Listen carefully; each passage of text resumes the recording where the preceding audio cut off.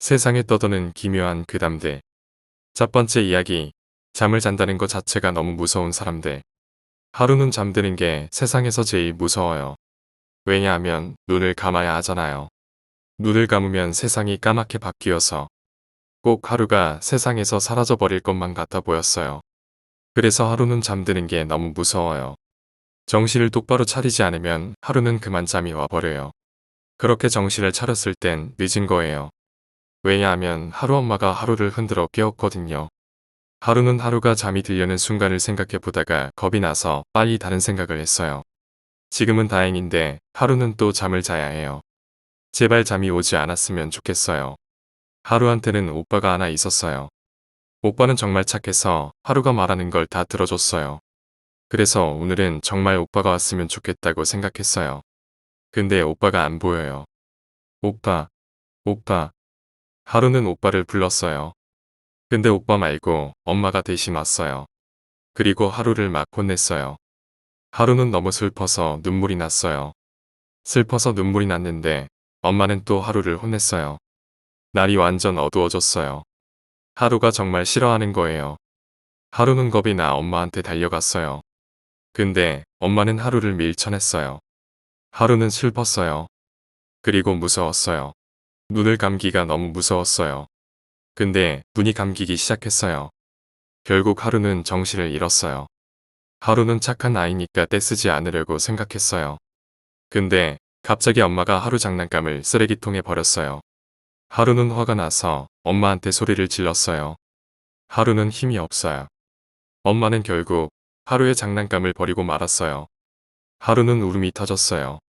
그런 하루를 보면서 엄마도 눈물을 흘렸어요. 드디어 엄마가 하루를 예뻐해 주는 것 같아 하루는 약간 기분이 좋아졌어요. 창문을 보는데 하루가 제일 싫어하는 게 보였어요. 햇님이 얼굴을 감추기 시작했어요. 하루는 겁이 나서 엄마의 품에 안겼어요. 그런데 오늘은 엄마가 저를 밀어내지 않았어요. 하루는 행복했어요. 하루를 사랑해주는 것 같아서 하루는 엄마가 너무 좋았어요. 그래도 잠이 드는 건 정말 무서운 일이었어요. 엄마, 절대 아무 데도 가면 안 돼. 꼭이야. 꼭. 하루는 엄마의 품에 안겨 눈을 계속 뜨고 있었어요. 계속 하루는 눈을 뜨려고 그랬는데 그만 또 잠이 들었어요. 하루는 꿈을 꾸고 있었어요. 꿈속에서 하루는 오빠의 얼굴을 보았어요. 꿈속에서 오빠를 불렀어요. 근데 오빠는 점점 멀어져 갔어요. 하루는 무서웠어요. 오빠가 사라지는 것만 같아서 정말 무서웠어요. 가지마, 가지마, 오빠. 눈을 떴을 때 엄마가 옆에 있었어요. 엄마는 하루와의 약속을 지켰어요. 정말 하루 옆에서 꼭 달라붙어 있었으니까 말이에요. 근데 엄마가 울고 있었어요. 하루는 슬퍼요.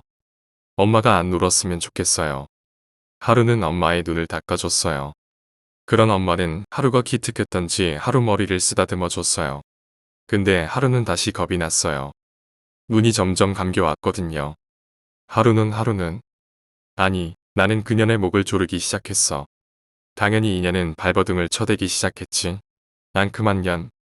내 남편을 집어삼킨 것도 모자라서 이년은 이젠 나까지 죽이려고 했어. 나는 소리쳤어.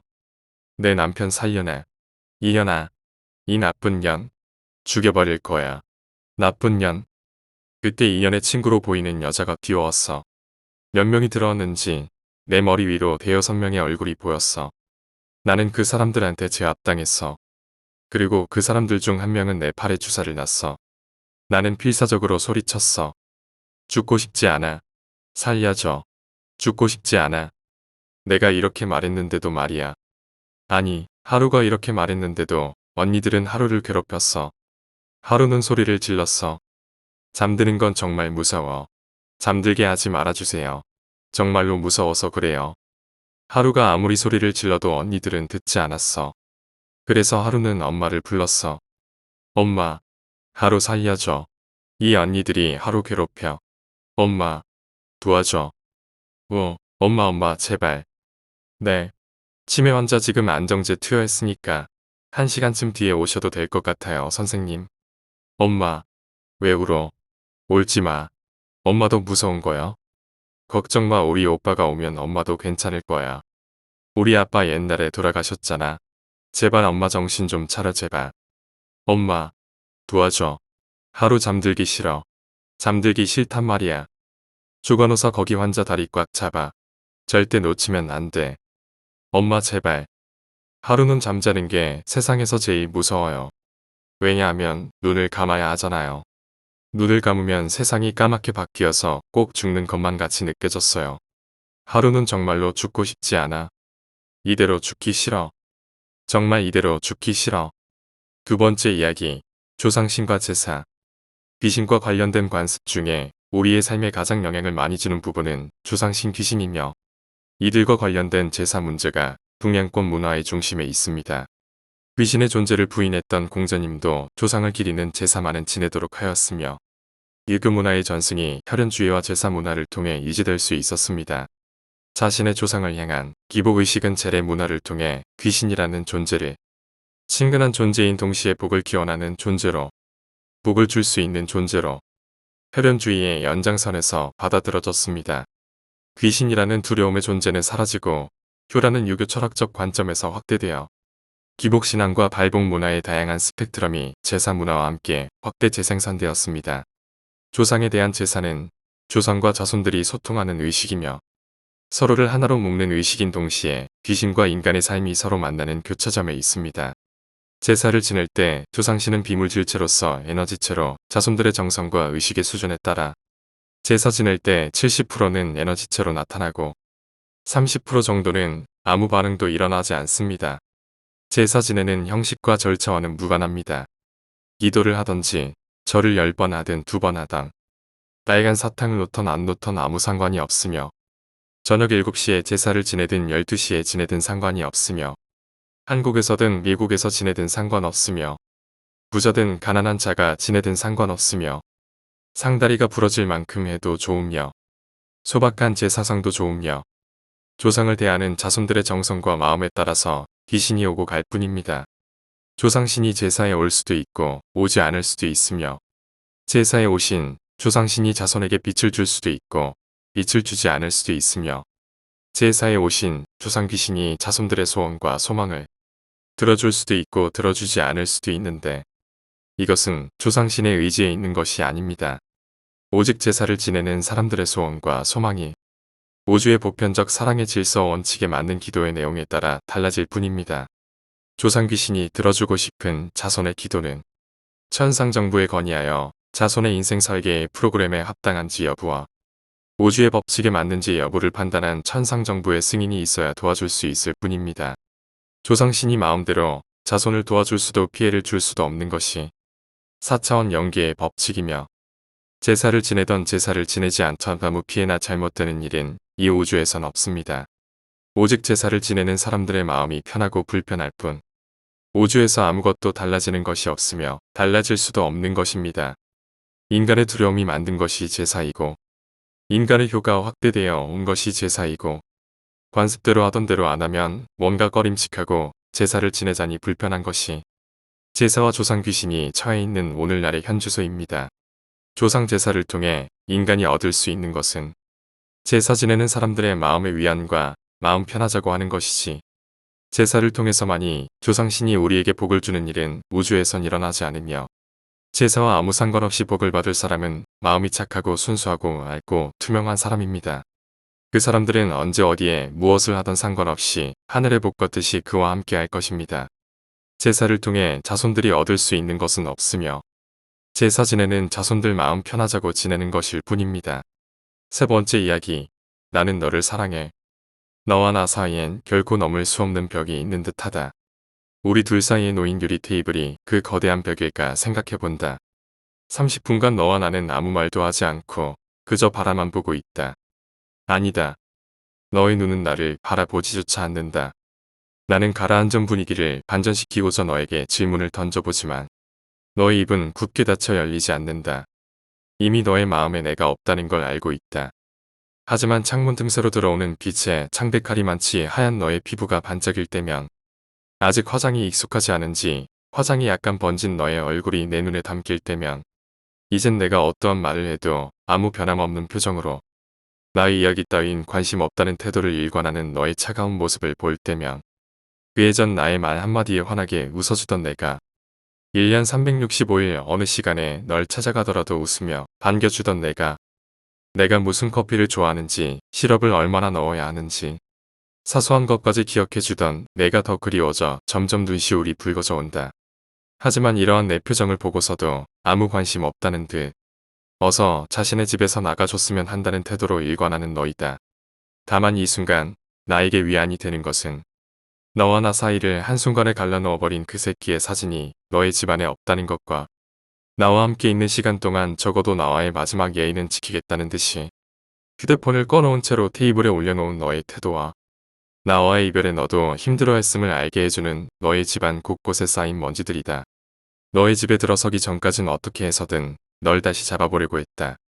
너의 따뜻한 손길을 한 번만이라도 더 느껴보고 싶었고 한 번만이라도 다정한 눈빛으로 서로를 바라보며 웃었으면 좋겠다고 생각했고 너의 입술이 나의 이름을 한 번이라도 더 불러줬으면 좋겠다고 생각했다.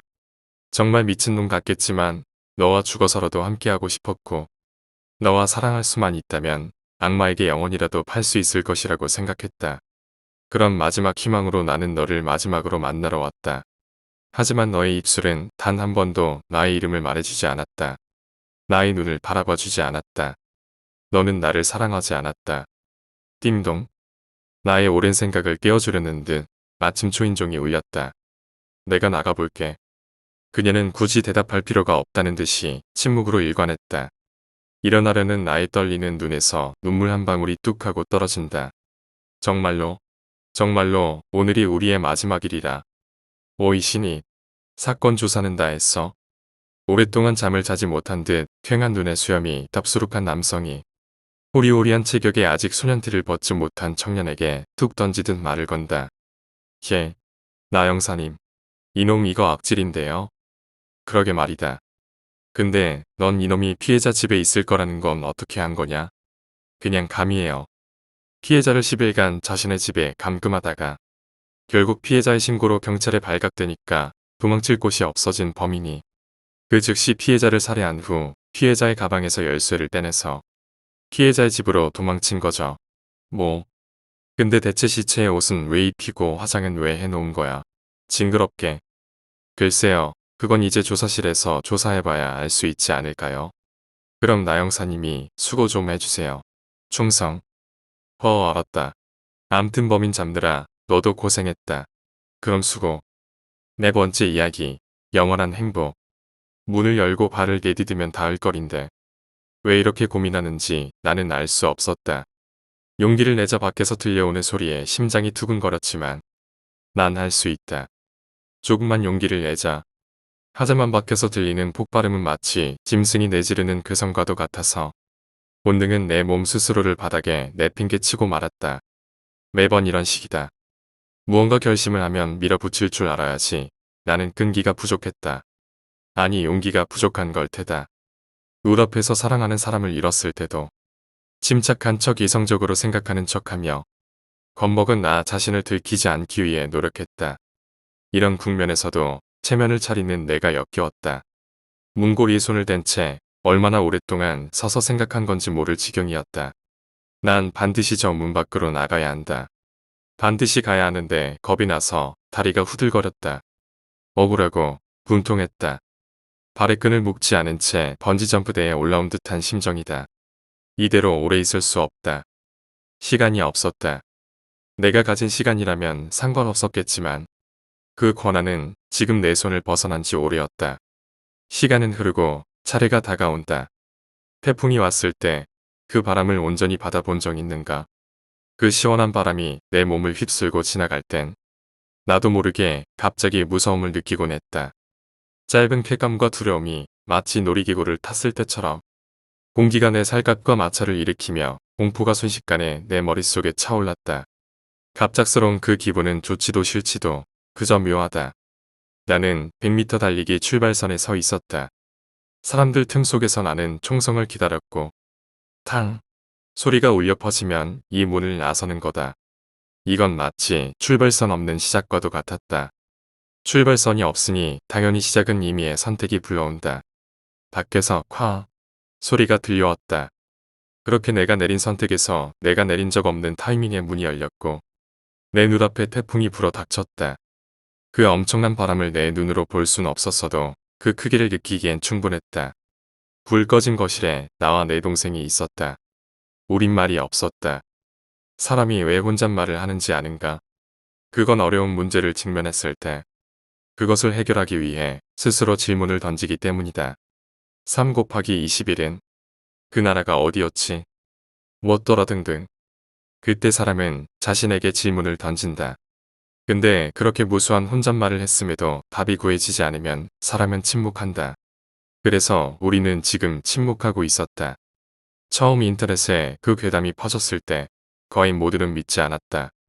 한 달 안에 지구가 멸망한다니 믿는 게 오히려 미친 게 아닌가 싶었었다. 우습게도 그런 미친 사람들의 믿음이 옳았다. 그 사람들은 멸망에 대비했기에 비록 막을 순 없을지라도 최소한 자신이 인간이었다는 존엄함 속에서 죽을 수 있었다. 그의 삶들은 지옥 그 자체였다. 어찌 보면 인간이 살아가고 있는 이 지구는 정말 불안정한 행성이었다. 보호가 적용되지 않으면 우리가 눈으로 보고 느꼈던 이 모든 것이 한순간에 무너져 내리고 만다. 부질없으면서도 소중하다. 그렇기 때문에 간절하다. 사람들은 우리가 살아가는 이 지구를 구하기 위해 여러 가지 해결 방안을 제시했으나 모두 헛수고였다. 급속도로 멈춰버린 지구저전은 인간이 가지고 있는 시간이 해결하기엔 턱없이도 부족해 보였다. 그대로 영화는 끝이 났다. 유복하고 영원할 줄만 알았던 인류의 시간이 이제는 엔딩 크레디트를 장식하고 있었다. 사람들은 미쳤고 세상은 붉게 물들어 나갔다. 살인, 강간이 HDTV처럼 눈앞에서 실시간으로 벌어졌고 우리가 지켜야만 했던 인간의 존엄성은 그 아름다운 이름이 땅에 떨어져 퇴색되고야 말았다. 이럴 때 종교의 힘을 빌렸다면 그나마 행복했겠지 하지만 난 종교를 믿지 않았다. 우리 가족이 믿는 종교는 돈이었고 돈 앞에서 우리는 내일을 살아가는데 필요한 힘을 얻었었다. 하지만 지금 손바닥에 올려져 있는 지폐 몇 장이 대체 무슨 소용이란 말인가. 내일을 준비하고 우릴 행복하게 만들어준다던 종이 쪽가리들은 지금 우리 앞에서 활활 타오르고 있었다. 그저 따뜻하기만 하다. 그게 끝이었다. 먹어야 살 수 있기에 나와 내 동생은 집을 나와 거리로 나섰다. 부모님이 나가시기에는 연로했으니 애초에 선택권은 존재하지 않았다. 처음엔 마트를 돌며 깡통조림을 훔쳐다가 집에 차곡차곡 쌓아 놓았다. 그것도 하루 이틀이지. 그렇게 몇 번의 도둑질을 하다가 결국 발목을 붙잡히고야 말았다. 나는 한쪽 눈을 찔려 실명했고 동생은 만신창이인 자기 몸 돌보지 않은 죄로 다리 하나를 잃었다. 이런 꼴로 집에 도착하니 부모의 마음은 찢어졌을 테다. 결국 아버지가 홀로 나가셨고 우린 다시 아버지를 볼 수 없었다. 그런 아버지를 그리워하며 집안에서 눈물 찢던 어머니는 아버지가 돌아오지 못한 날부터 꼬박 3일이 지난 뒤 베란다에 몸을 날리셨다. 살아계실 수도 있는데 왜 이렇게 극단적인 선택을 하셔야 했는지 이해가 되지 않았다. 이 감정은 슬픔보다 분노에 가까웠고 정말 신이 존재한다면 이 자리에서 그 육신을 갈기갈기 찢고 싶었다. 먹을 걸 찾아서 동생이 길을 나섰다. 한쪽 눈뿐만 아니라 균형 감각이 완전 무너져 내려나는 집을 나설 수가 없었다. 한쪽 다리를 절며 동생이 먹을 것을 구하러 나서는데 그냥 같이 죽자고 말하려다가 베란다에 몸을 날리신 어머니가 생각나서 꼭 참았다. 어쩌면 그건 당연한 결과였을 것이다.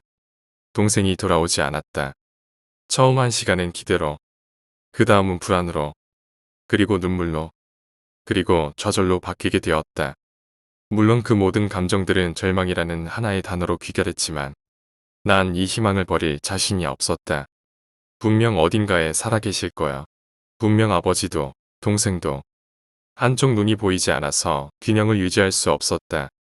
집 밖에 나가는 게 왜 이렇게 두려운지. 매일 아침 아침밥을 거르고 뛰쳐나가던 현관문은 이제 굳은 결심 없이는 나설 수 없는 문이 돼버렸다. 현관문을 열고 문을 밀었다. 문이 열리지 않았다. 다시 힘을 줘 밀어보니 그제야 문이 열렸다. 뭔가 문 앞을 막고 있었다. 잘 보이지 않는 오른쪽 눈으로 손잡이에서 손을 떼고 복도 난간에 손을 짚었다. 그리고 문 앞을 막던 게 뭔지 확인하려던 차였다. 뿌옇게 뭔가가 보이는데 난 그것을 자세히 볼 수 없었다. 아니, 보기 싫었다. 줄무늬 반팔. 그것이 동생임을 알려줬기에 가뜩이나 흐린 내 눈알은 눈물로 가득 차 더 이상 제 역할을 할 수 없었다. 왜? 대체 왜? 왜? 문 앞에 주저앉아 소리치고 울부짖었다. 눈물 범벅이 되어 난 동생의 시체를 더듬거리기 시작했다. 이게 머리 또 이게 손 이건 통조림 이건 손가락. 마지막 집 앞 현관문을 가리키던 동생의 손가락이 얼마나 절박했었는지를 알려줬다. 그 바로 앞에 깡통 하나. 눈물은 마르지 않고 계속 흘러내렸다. 눈앞이 뿌옇게 변한 것을 이제는 제발 돌아오지 말아달라고 빌었다. 이대로 끝내자. 더 이상 고통을 받아줄 마음의 공간은 내게 없었다. 고통이 머물 자리를 찾지 못하고 방황하던 그때 뭔가 걸어오더니 눈앞에서 통조림을 낚아채 갔다. 멀어져 가는 통조림의 손을 뻗었다.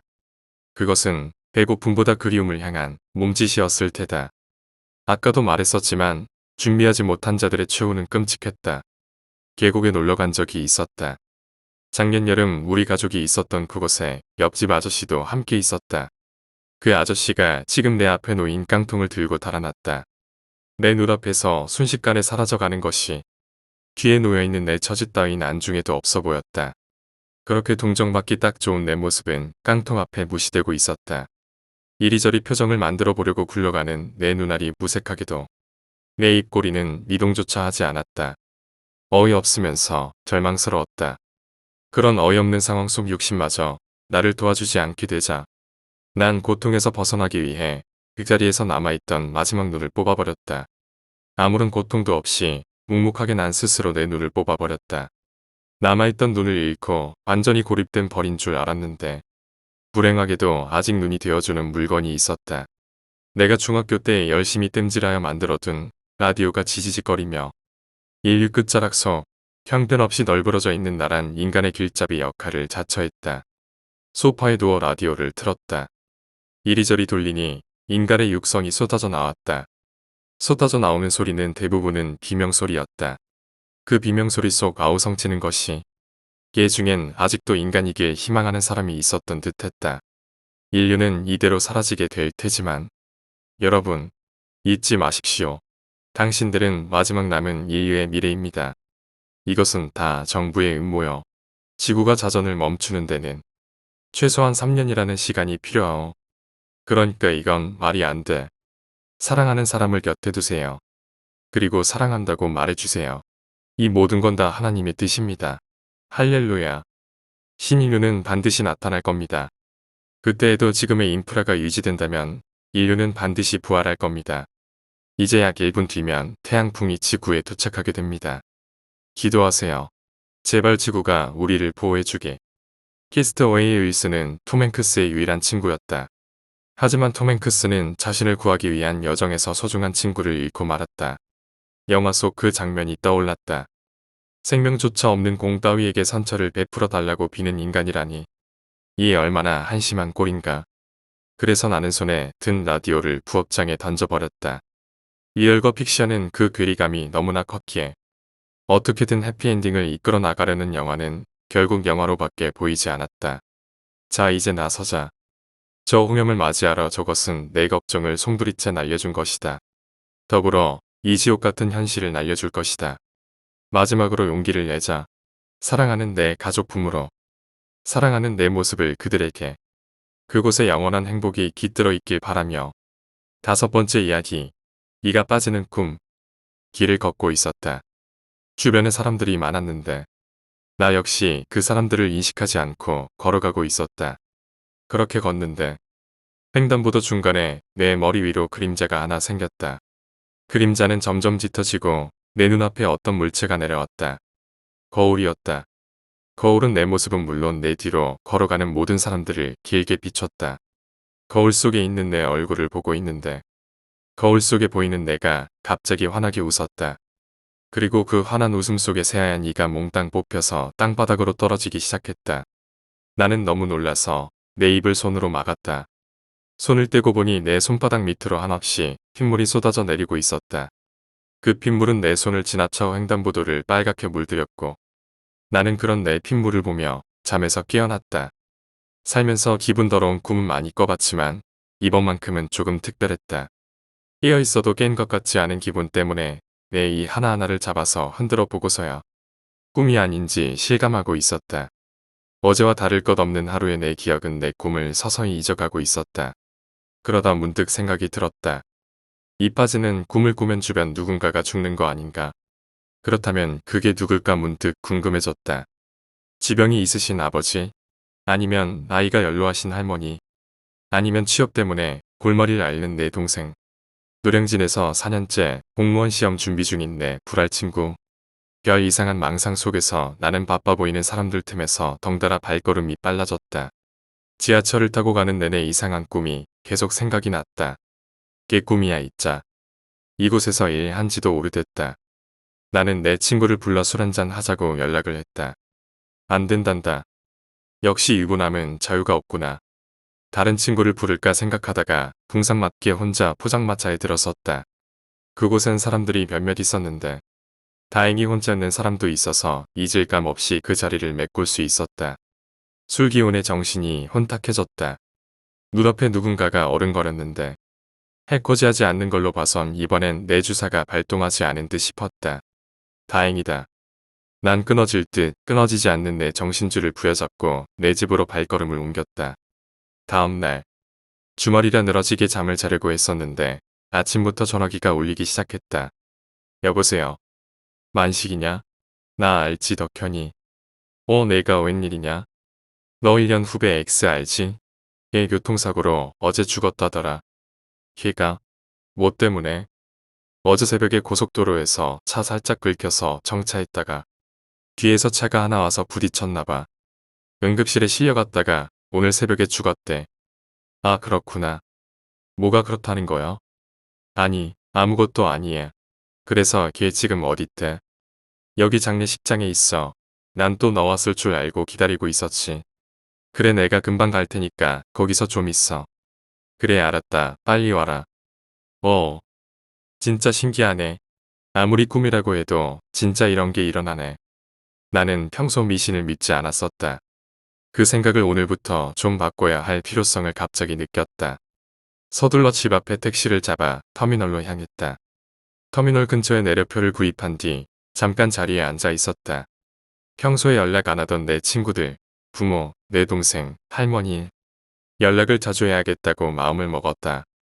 역시 사람 앞날은 아무도 모르는 거야. 아직 버스가 도착하지 않았다.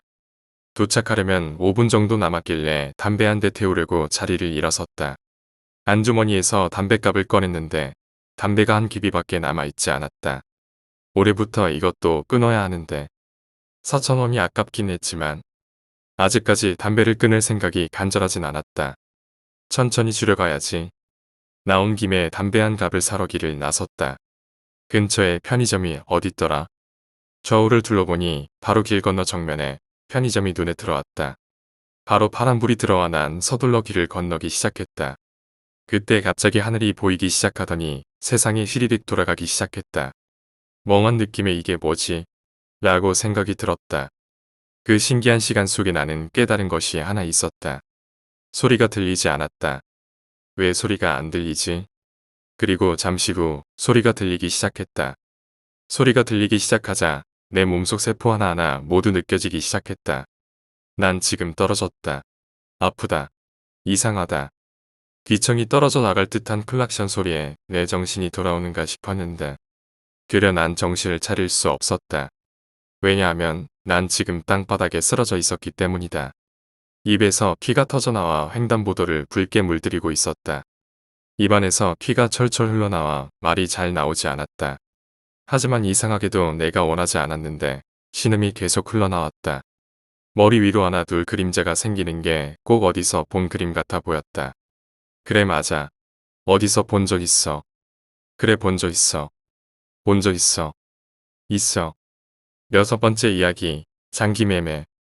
2006년 저는 그때 당시 유행하던 인터넷 채팅과 커뮤니티 카페로 여자를 만나고 다녔습니다.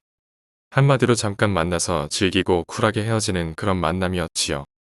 그늘도 등산 커뮤니티 카페와 지역 번개 카페에서 채팅을 하고 있었습니다. 그날따라 말도 왠지 안 통하고 괜찮은 여자도 없다 싶어서 그만두려고 하는데 처음 보는 여성분이 채팅에 참여를 하는 것입니다. 그분 아이디를 복사해서 회원사진 올리는 곳에 쳐보니까 꽤 예쁘게 생긴 얼굴이었습니다. 오늘은 이 여자다 하고 작업에 들어갔습니다. 그리고 꽤 이상한 채팅이 진행됐습니다. 그녀는 무슨 말을 하든지 잘 받아주고 어떤 화제를 던지든 술술 대화가 진행됐으며 야한 농담도 서슴지 않고 던졌습니다. 마치 친해지길 바라는 그런 느낌이었습니다. 만남은 채팅을 한 지 3일 만에 이루어졌습니다. 마침 그녀는 제가 사는 곳에서 10분도 떨어지지 않는 곳에서 살고 있었고 저는 차를 타고 그녀를 만나러 갔습니다.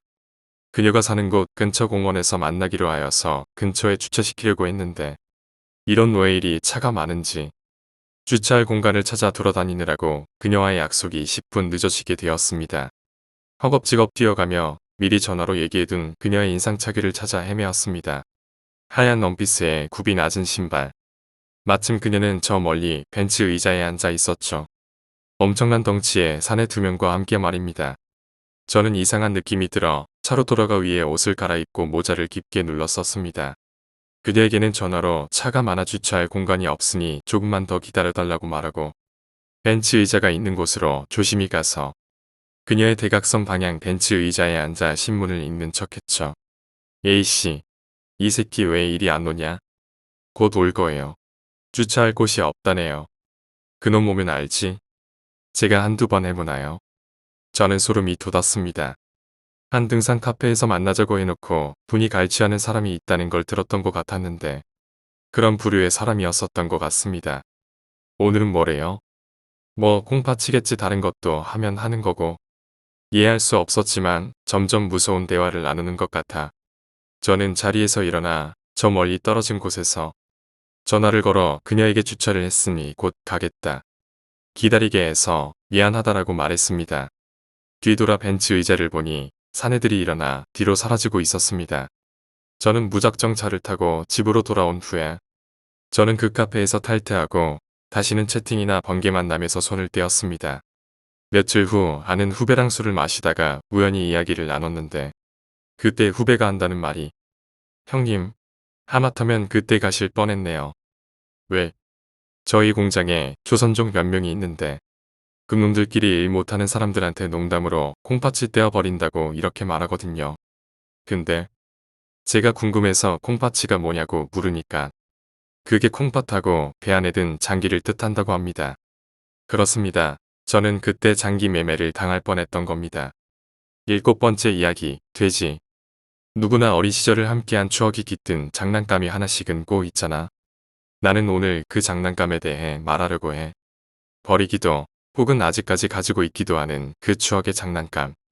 나는 그 장난감을 소유하지는 못했어.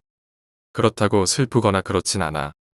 살던 곳이 촌구석이라 그런지 주변에 마땅히 놀만한 게 없었던 나는 오늘도 어김없이 강바닥을 놀이터 삼아 동네 동생들과 그곳을 활보하고 있었어. 겨울이면 냇가에 얼어붙은 얼음이 깨질세라 다른 쪽으로 발을 옮기기 바빴었고 여름이면 물컹물컹 발에 젖을 진흙을 피해서 다른 쪽으로 발을 옮겼지.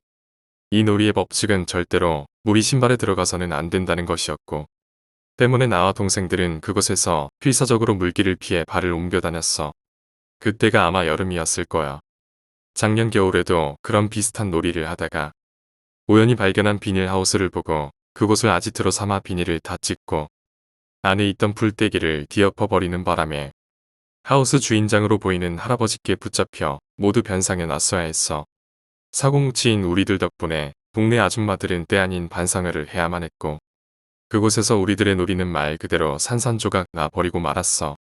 하지만 그런 우리들의 놀이는 감히 부모라는 이름 앞에서 좌절될 거리는 되지 못했고 우리는 당연히 다시 뭉쳤어. 푹푹 찌는 여름날 그것은 우리에게 단지 계절이 바뀌는 색채노름에 불과했기에 집을 나서는데 귀찮거나 불쾌함의 이유는 전혀 되지 않았어. 높이가 발목까지밖에 안 차는 강둑에서 우린 드라마에서 자주 등장하는 물장구 노름 대신에 이곳저곳을 옮겨다니며 강 상류로 올라가기에 바빴었어. 그렇다고 매번 이렇게 놀 수는 없었는데 그 이유는 비가 아주 많이 올 때는 강 하류를 막아놓는 통에 우리가 놀던 강둑에 물이 심하게 불어서 놀 수가 없었어. 비가 올 때 물을 막아 놓아야 농사짓는 농부들이 그 물을 대서 농사를 지을 수 있었거든. 물론 동네 저수지에서 물을 끌었을 수도 있었는데 작은 밭에서 일을 하는 사람들은 그냥저냥 한두 개 물로도 농사가 가능했기에 비가 오면 물을 막아놨어. 아무튼 그날은 날이 푹푹 찌는 더운 여름날이라는 게 기억조차 남지 않을 만큼 우리들의 탐구 정신은 무더웠던 그날만큼이나 부글부글 끓어올랐었어. 겨울과 돌담을 건너며 우리는 우리가 상륙할 지점을 이리저리 살피다가 마침 적절한 지점을 찾게 되었고 그곳에서 오늘 모험의 시작을 알리는 발자국을 새기게 되었어. 당연히 그곳을 땐 나머지 둘레의 물이 흐르고 있었기에 그곳의 지면은 물컹물컹한 진흙으로 만들어져 있었고 그곳에 디뎌진 내 발은 발자국을 남기다 못해 내 발을 끌어당기며 작은 웅덩이를 만들고 있었어. 나는 얼른 다른 곳으로 발을 옮겼고 그곳에서 나는 안정감을 찾을 수 있었어. 우린 통상 물길 사이로 올라온 지면을 섬이라고 불렀고 그날 나는 그 섬에서 신기한 경험을 하게 됐어. 야, 일로 와봐. 땅이 물컹물컹해. 어디 나도. 우와 물컹물컹. 스카이 콩콩 같다. 물컹물컹. 난 주변에 버려져 있던 뿔대를 집어들어 섬을 콕콕 쑤셨어. 이런 적이 한두 번이겠어? 굳이 뿔대가 아니더라도 주변의 나뒹구는 막대로 한 번쯤은 콕콕 찔러보던 게 나였어. 탐구 정신이 왕성할 때니까 말이야. 하지만 이 땅은 여타 다른 땅들과는 다르게 찔렀을 때 막대가 안쪽으로 잘 들어갔어. 기분이 썩 좋지도 그렇다고 나쁘지도 않았어. 푹, 푹. 이해가 되지 않았어. 내 말이 무슨 말이냐면 내 발이 빠지지 않고 온전히 유지되는 섬에서는 내 힘으로 막대기를 섬에 꼽기가 굉장히 힘들었다는 거야. 당연히 막대가 섬에 꼽혀서 제대로 서지도 못했지. 하지만 이곳에선 내가 들고 있던 볼대가 안 박히긴커녕 너무 잘 박혀서 볼대가 힘없이 좌우로 부대꼈어. 내가 아무리 어렸을 때 축농증이 심했다곤 해도 찌를 때마다 뭔가 흘러나오는 기분 나쁜 액체에 대해 아무 냄새도 못 맡았다는 건 결코 있을 수 있는 일이 아니었어. 근데 아무런 냄새가 나지 않았어. 동생들을 불러서 냄새를 맡게 해봐도 걔들이 별 반응을 보이지 않더라고. 하긴 근데 그게 반응을 확인한 거라고 하기에도 뭐한 게. 당시 걔들이 밑으로 한 살 차이밖에 나지 않았었는데도 뭉청한 건지 주의가 산만한 건지 그냥 섬을 밟는 데만 온 정신을 쏟고 있었어. 내가 말했던 걸 제대로 들은 건지 아닌 건지 모르겠단 말이야. 당시 꽤 어렸었는데도 그날의 장난감이 오랫동안 기억에서 잊히지 않았어. 나이가 어느 정도 들어 잊힐 법도 한데 말이야. 그렇게 어느 정도 사리분별이 가능한 나이가 됐을 때 난 그날의 장난감을 어느 정도 타당성 있게 짚어낼 수 있었어. 그건 돼지였어. 인근에 돼지를 사육하는 농장이 꽤 있었는데 진짜 가끔 아주 가끔 우깃대 돼지가 물살에 휩쓸려 떠내려갔어. 돼지뿐만 아니라 개나 고양이도 예외는 아니었어. 그곳이 비가 오지 않을 때는 정말 얕은 강, 아니 개울가라. 개나 고양이가 돌담을 건너길 반대편으로 왔다 갔다 했는데 우기 때만큼은 그곳에 물이 깊고 세서 동물들이 막 휩쓸려 가곤 했어. 근데 말이야. 내가 생각해도 아니. 지금 이 글을 보고 있는 너도 이렇게 생각할 거야. 그게 말이 되냐. 그게 돼지일 리 없잖아. 맞아. 그건 돼지가 아니었어. 근데 분명한 건 그건 흙도 아니었어. 아까도 말했지만 찔렀을 때 푹 하고 볼때가 쏙 들어간 적은 다른 곳에선 단 한 번도 없었으니깐 말이야. 그리고 찌른 막대를 빼낼 때 나오던 이상한 액체도 그저 그런 진흙탕 물이 아니었어. 가장 비슷한 이미지를 그려볼 때 당시 그것이 돼지의 사체라 나는 그렇게 결론을 내린 것이었어. 대체 뭐였을까? 정말 아쉽다. 그때 내가 정말 탐구 정신이 투철했더라면 그곳에 다시 가봤겠지. 아무튼 전에도 말했지만 내 1년기의 기억은 말이야. 눈물을 동반한 기억이 대다수였기 때문에 나는 그곳의 기억을 제대로 떠올릴 수 없었어. 애석하게도 그 기억보다는 바로 그 이후의 기억이 더욱 또렷했기에 섬놀이에 대한 기억은 여기까지 할게. 정말로 궁금했었더라면 어린 시절 그 동생들을 만나서 이미 한 번쯤은 물어봤을 거야. 하지만 그러지 않았어. 물어보지 않은 이유는 나한테만 기억에 남는 일일 수도 있어서야. 그게 나한테만 기억에 남지. 걔들은 기억조차 못할 수도 있잖아. 그렇게 찾아서 그걸 물어보면 그것만큼 어렵고 의미 없는 것도 없겠지. 덤으로 나는 바보가 되고 말이야. 근데 있잖아. 내가 그 동생들을 찾지 않는 가장 큰 이유는 찾아서 전혀 좋을 게 없어서야. 그게 제일 큰 이유야. 만나서 좋을 게 없어대로 나쁘기만 하지. 사설이 너무 길었네. 아무튼 그 섬사건이 끝나고 얼마 안 있다가 비가 엄청 내렸어. 시간이 흐르고 비는 그쳤어. 비가 그치고 햇볕이 내리쬐지. 며칠 후 우린 원래 놀던 강둑에서 상류로 자리를 옮겼어. 평소엔 물이 발목까지 찼던 곳이었지만 지금은 그 깊이를 가늠하기조차 어려울 만큼 물이 깊었어.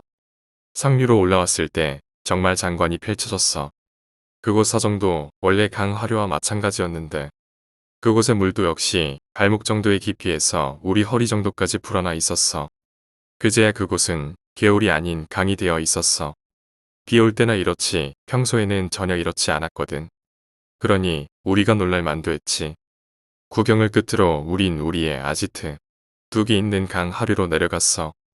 그곳엔 둑이 박혀 있었던 판자를 걷어놓은지 뚫려있는 공간으로 물이 막 흘러넘치고 있었어. 나는 그곳에 갔으면 안 됐어. 어찌 보면 이 결과의 책임은 나한테도 있었어.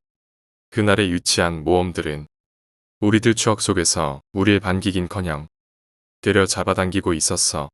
나만 그럴 수도 있겠지만 뭐 어찌됐건 난 그 강둑을 뛰어넘자고 말했어. 미엄천만했지. 아무리 작은 둑이라고 해도 둑은 둑. 그 밑에는 초록 녹말이 엉겨붙어 있어서 발을 잘못 디뎠다간 강한 물살과 녹말에 의해 그 밑으로 빨려 들어가기엔 충분해 보였어. 그 밑에 뭐가 있었냐고. 아까도 말했다시피 아주 깊은 물이 있었어. 그 깊이가 얼마나 대단한지. 수영 깨나 한다는 사람도 그곳에선 수영을 하지 않았어. 한 번 들어가면 못 나온대. 나도 그 이유는 몰라. 내 기억 속엔 그곳이 마치 새파란 바다같이 보였어. 왜 바닷물도 깊으면 새파랗잖아. 민물도 깊으면 그래 까맣다고 해야 될까. 물이 떨어지는 곳을 제외하고 그곳의 분위기는 조용하고 적적했어. 그곳이 그런 곳이었어. 그때 한 번씩 뛰어넘어 보고 다음 달에 나는 그곳에 가지 않았어. 이유는 몰라. 그리고 그날 저녁 우리 빌라가 아주 난리가 났어. 내가 말 안 했지만 내가 놀던 그 동생들도 걔들이 데리고 다니던 동생들이 있었어. 나보다 두세 살 어린 동생들이었지. 내가 없었던 그 틈에 걔들도 동네 동생들을 데리고 그 둑에 갔었나 봐. 그리고 걔들 빼고 두세 살 어린 동생 중에 한 명이 발을 헛디뎌 그 물속으로 빨려 들어갔대.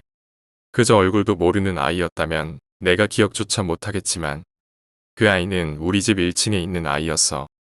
우리 아버지랑 그 집 아저씨랑 친분이 좀 있었나 봐. 애가 안 나오더래.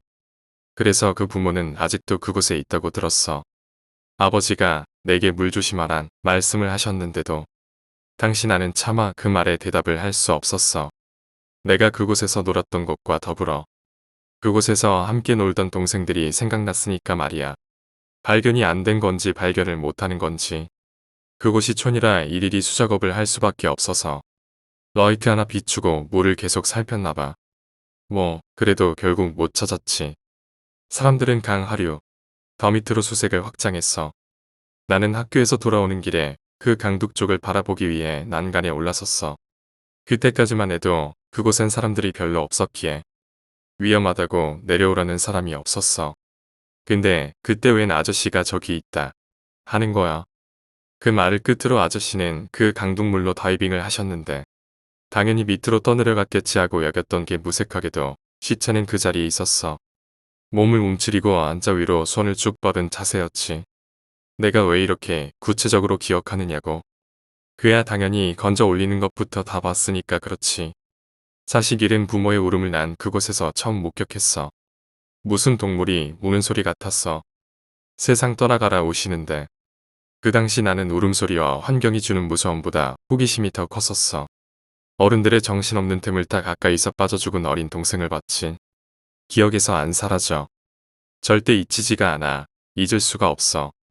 무섭고 끔찍하고 미안하고 뭐 복잡한 감정들이 드는데 뭐라 설명할 길이 없네. 뭐 그건 지금에서야 드는 생각일 테고 그때 당시에는 신기했어. 무튼 그 일이 있고 그 집은 정말 난리가 났어.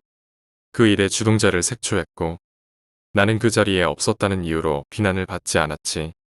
어린 아이를 비난할 수 없었지만 걔들의 부모님들은 정말 난처해 있어. 어찌 보면 그건 자기 자식의 잘못일 수 있으니까 말이야. 그 사건이 있고 시간이 흐르자 그 기억은 조금씩 잊혀갔어. 그러다 문득 나에게 그때의 추억이 떠오른 거야. 돼지 말이야. 푹푹 쑤시면 쑤시는 대로 푹푹 들어가던 그 이상한 경험 말이야. 이제와 말하는데 나는 정말 코가 좋지 않아. 얼마나 심하냐면 고등학교 때 야자 끝나고 기숙사 독서실에 친구들과 다 같이 들어가도 나는 발냄새를 맡을 수 없었어. 되려 맞는 척을 했다가 주변에 웃음을 샀던 적은 있어. 그 정도야. 나는 웬만한 악취가 아니고서야 냄새를 잘 맡지 못했었어. 어렸을 때니까 더 심했었겠지. 그 어린 동생이 죽던 날. 아니 물속에서 건져 올려지던 날. 그때를 생각할 때면 물비린내가 떠올라. 그게 물비린내인지 뭔지 모르겠는데 아무튼 그 냄새가 내 기억 속에 남아있더라고. 시간이 흐르고 내 기억이 잊혔다가 이렇게 떠오르고 보니까 그 돼지 말이야.